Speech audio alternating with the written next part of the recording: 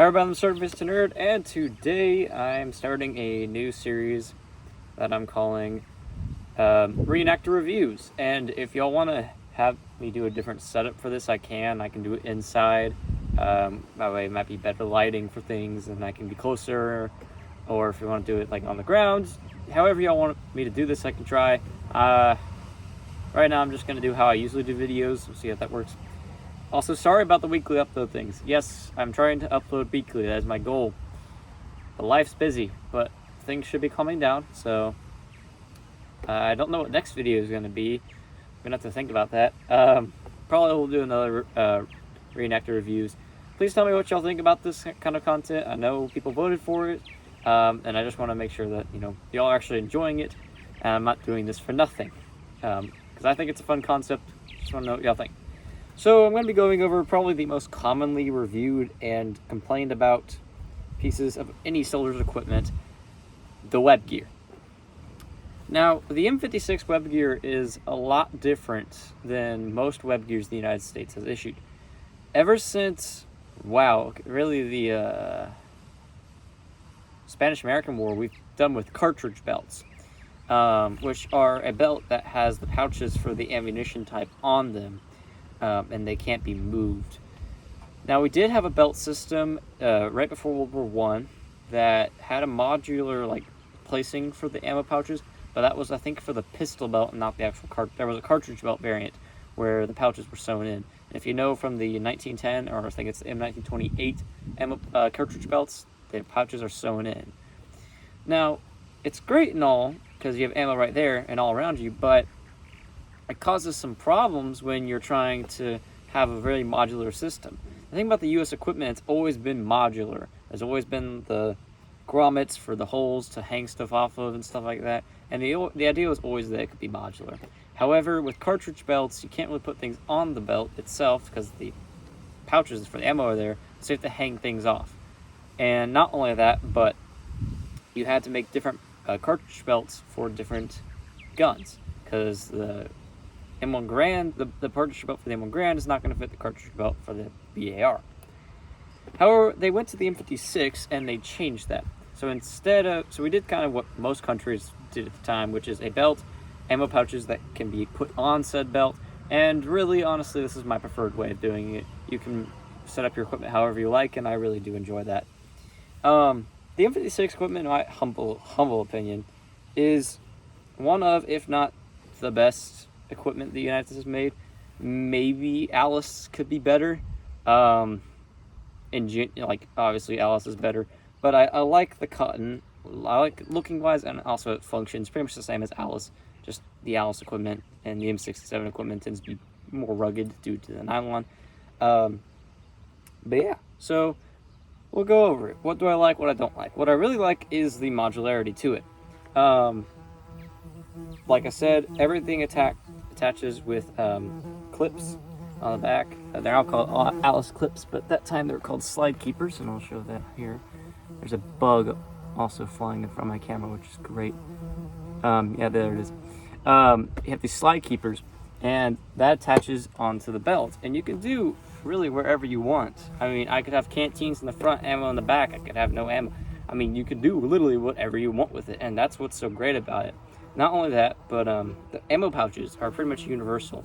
These ammo pouches work for the M16s and the M14s. Although for the M16 magazines, you do have to put something at the bottom or else they're going to sink down too low and you can't really pull them out. You could also do pull tabs if you want. That was something that they did.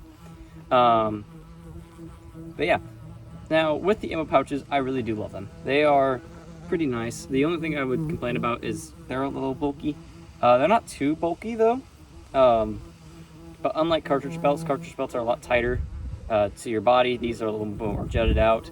And that is the problem you get with big magazines, like with the M14 and M16, going away from clips and M-block clips and stripper clips. But they're not that bad. Plus, the fact that you can attach grenades to them is really nice and just great and all. I love it. And they fit there really securely. They sometimes like to unscrew, but I don't know if that's just because these grenades kind of suck. Now, if that happened, that might just be the grenades, not the pouch, but anyway. I will say the mechanism for opening is nice. It's a very quick an easy way, and you'll see here I have an actual M16 magazine along with my wooden fillers. But I will say, to close them, it can sometimes be a pain. Like with this one, you have to really push down on it. The other one, though, that I have, it's very easy. We kind of copied this from the British system. It is a very, very great quick release system. However, putting it back is not the best, in my opinion. I think it does do better than snaps, though.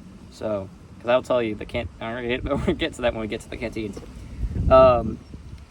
But yeah, and then I love how there's these straps here that attach to your suspenders that help lift the ammo pouches up, and so they don't drag and weight on you. And that's really nice because I've had these loose before, and right now this one's a little loose, so it really weighs right on your waist bone for me, since I'm so skinny, and that doesn't feel good. That gets really uncomfortable really quick. The belt's pretty good, very easily adjustable, and yeah. Another thing with the ammo pouches is the drain holes. Of course, these are all made for mainly tropical environments, but also used outside of used everywhere else, just for general issue. Drain holes are nice, though, if these do get wet, and it won't have water sit in it, and it'll just dry out. The one thing about cotton is cotton doesn't dry very well. It takes a long time to dry, so that is the biggest downside with the M56 equipment. The suspenders are great. They're very comfortable, and they're very easy to attach. The first patterns, there was a lot of complaints, and that's why I changed it, because the backs used to just be hooks, and they weren't they weren't these clips, and those would come out very easily. And yeah, but these with the clips, these are second patterns. They work so much nicer. They're very comfortable. They hold your equipment up pretty well, and I just like them. They're very nice. That, and you can do a lot with them. They have a lot of things to attach stuff to, like these two tabs here, which are actually, I think, meant for the sleeping roll. But you can do what a lot of people did, is attach a first aid pouch or compass pouch up here, which is really nice because it's a good place to grab. You can also put it on your belt, which is also a good place to grab. They're just in nice places. That, and they're just a really good design. The H design holds stuff up really well, and it's pretty comfortable. The canteen pouches are pretty much the same since World War I. They're the same M1910 design, except instead of wire hooks, they have the slide keepers.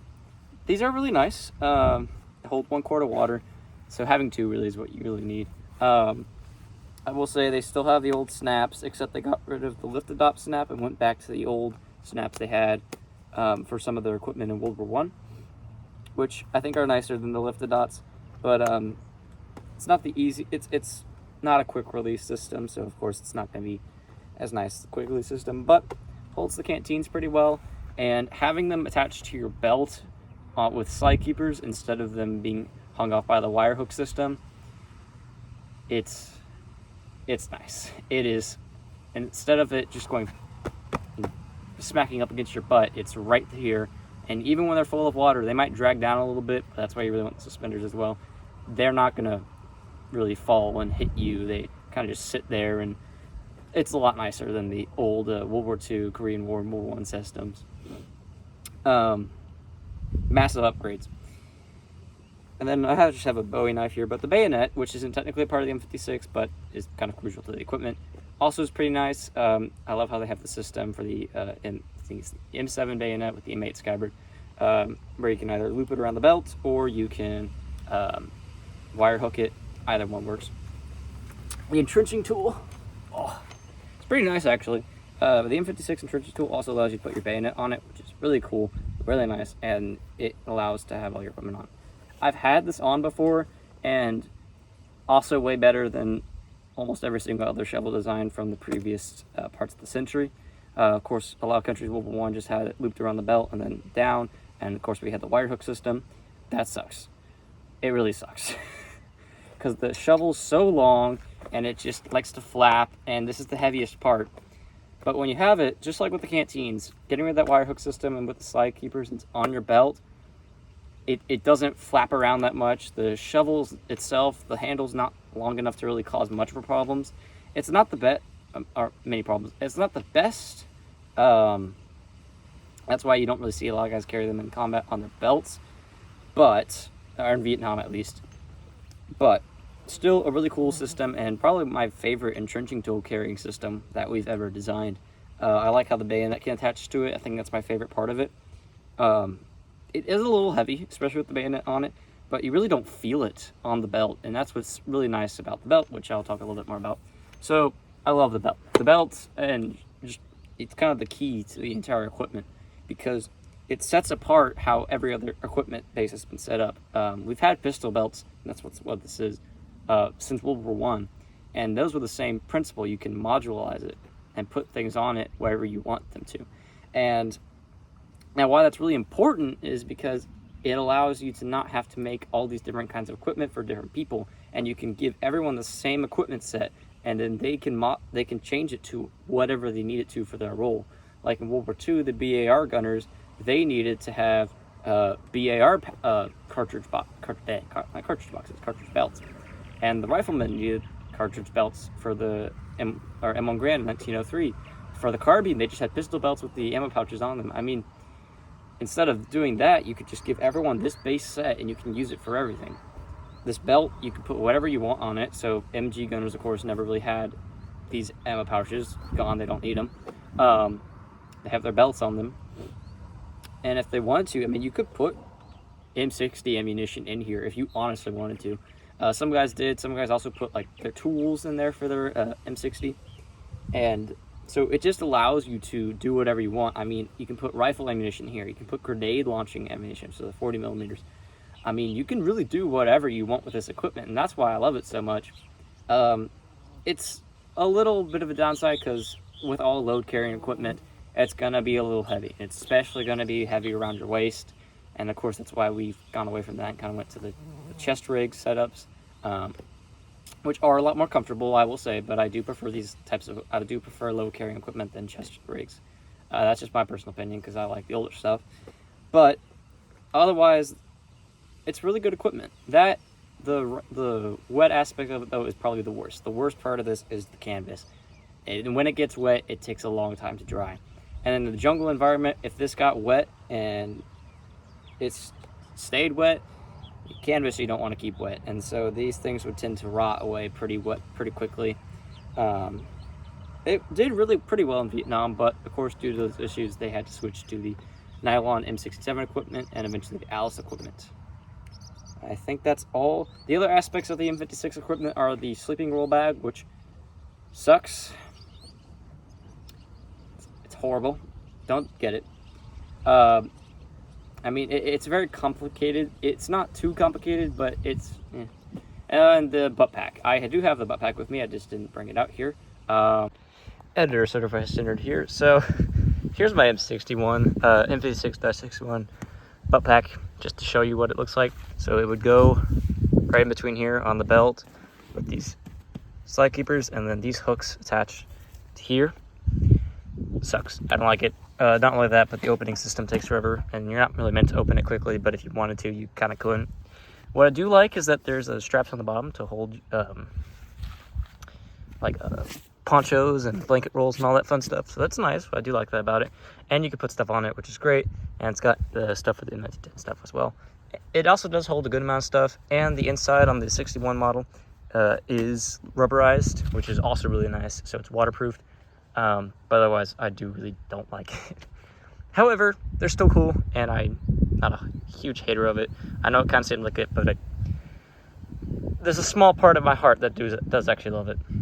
Also, quick thing about the equipment I wanted to talk about that I love about it, and this goes for any U.S. equipment, due to how everything kind of locks in place, either with the wire hooks or slide keepers. Unlike a lot of the leather equipment from World War II and World War I, where they're all like this, where they're loops that can slide around. Since it's all locked in place, you can literally take the suspenders and the equipment, whip it around onto yourself, and nothing would move. And I'll do a video demonstration to show you what it looks like, but yeah, that's one of my things I love about it.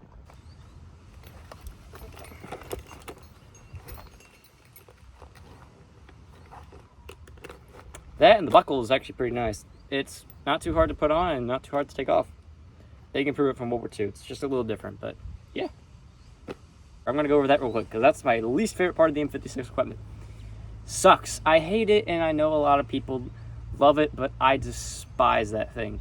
It is awful. It sits right on your back, and when you load it up with stuff, and a lot of the guys early war, they would load it up pretty well, especially first ID guys. They would overload it, and that's not good on your back. It feels bad. It's because it's pulling down on the back straps because it connects with those, and it's just pulling you down. It'll typically pull your equipment up. I just don't like it. And I do like the adapter for it, which then has it more like a backpack, which is way better. I don't even know why we decided to put a bag on your butt, because just weight wise, that is not where you want to carry something. If you're going to carry a lot of weight, you want to carry it on your back, because that's a lot more stronger than the weight it's going to be pulling on your shoulders. And that's my biggest thing. It pulls on your shoulders so hard. It's not my favorite. And a lot of guys would put their shovel on it, 2 canteens, a bag, the poncho roll, and all that. Don't do that. It's a pain. But yeah, anyways, that's about it. I think that's all. So, rating for the M56 equipment: combat loadout for late war, 9 out of 10. Early war setup with the butt pack and maybe a shovel on it, 6 to 7 out of 10. But yeah, anyways, thank y'all for watching. I hope you enjoy this new series, and I'll see you next time.